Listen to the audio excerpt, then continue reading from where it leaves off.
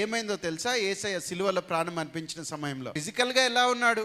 మౌనంగా ఉన్నాడు. ఫిజికల్ గా ఎలా ఉన్నాడు? బొచ్చు కత్తిరించి వాని ఎదుట గొర్రెపిల్ల ఏ విధంగా సాధువుగా ఉంటుందో ఆ విధంగా ఉన్నాడు. తనను హేళన చేస్తున్నా వాటన్నిటిని కూడా ఆయన మౌనంగా భరిస్తున్నాడు, మౌనంగా సహిస్తున్నాడు. ఇది ఒక ఆస్పెక్ట్. ఇంకొక ఆస్పెక్ట్ లో స్పిరిట్ రేమ్ లో ఎలా ఉందంటే ప్రతి దయ్యాన్ని చిత్తక కొడుతున్నాడు. మామూలు కూడా కాదు, చిత్తక కొట్టి వాటి చేతి ఉండే ఆయుధాలను పెరికేస్తున్నాడు. వాటిని నిరాయుధులుగా చేసి ఆహటంగా పట్టి తెచ్చి సిలువ చేత వేడుకగా కనపరుస్తున్నాడంట జయోత్సవంతో. సిలువలో యేసయ్య మరి ఎలాంటి వస్త్రాలు లేకుండా ఆయన వేలాడుతున్నాడు.